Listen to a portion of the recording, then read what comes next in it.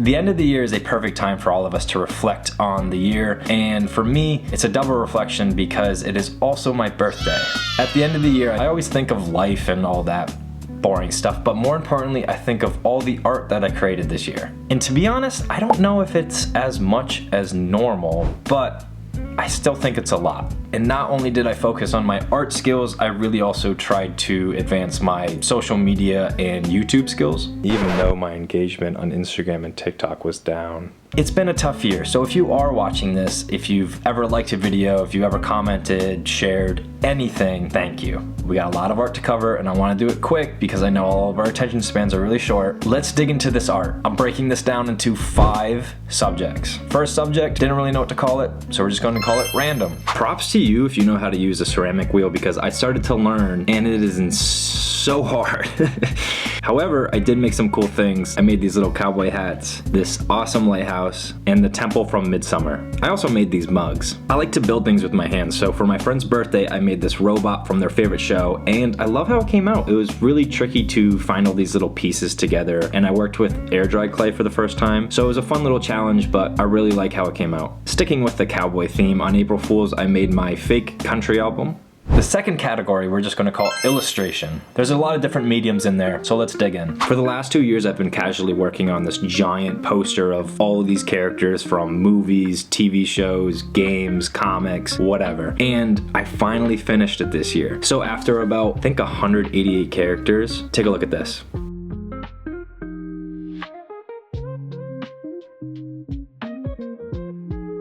This is a good project for when you have free time or you're just not really sure what to draw but you want to create. I immediately started another one and it might take me another 2 years to finish it, but I started with all these Batmans. Most people don't know this, but I'm a caricature artist, so I drew at a lot of fairs and events this year, and I actually met this famous YouTuber and drew him and then redrew it on my iPad. This is my first pastel drawing. You can see the video here.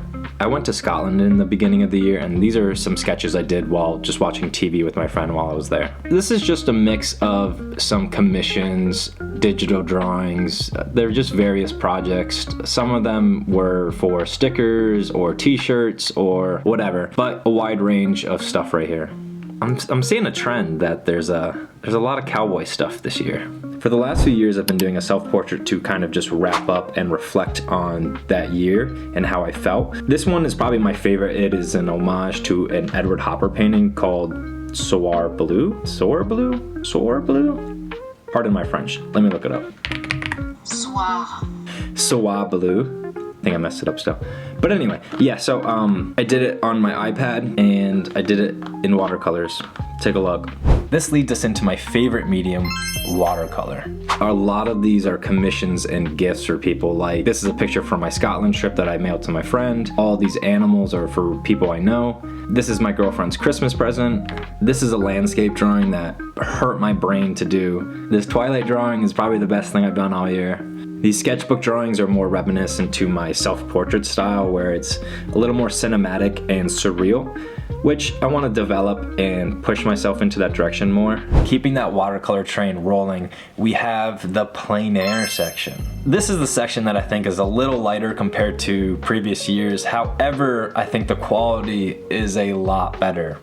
Let's take a look. Pretty much all of my plein air paintings this year are very localized. However, I think I really pushed myself and advanced my skills a lot when it came to painting outside. I think because of 2 things. One, I focused a lot more on the undersketch to really get all the placements right. And 2, I tried to refine my palette a lot more and really think about the color choices I'm making and how they work together. This painting was done in North Carolina and I painted this mailbox 3 times now, and I think you can see the development and the upgrades of my skills compared to the previous versions. Let me know what you think. Finally, the section I'm so excited to share is my children's book. The second half of this year, I spent so much time working on my children's book. We're not going to get into it too much right now. Trust me, it's on the way. But it follows 2 dogs, and the younger dog has to learn how to say goodbye and cherish the moment, which might sound depressing, but I promise you it's a happy story and I think you're going to really like it. Yeah, yeah, I just spent so much time painting, drawing, redrawing, repainting, and really pushing this book to getting it to a place where I think it's pretty solid. I think it's gonna be something special, and I can't wait to show it to you all. We'll see where that goes. And that's everything. It was a crazy year. I think I really improved a lot of my skills, and I'm so happy with everything I created. It's another year down, and it's another year of experience under my belt. I'm so excited to keep moving forward and to see what I create next. I'm excited for my children's book, for all my watercolor landscapes, and everything else I just have in my brain that I want to just do. Life's so short. I want to just do everything. But anyway, thank you so much for watching and everything. Again, like this, comment, subscribe, whatever. Happy New Year, and I'll see you on the next adventure. Testing.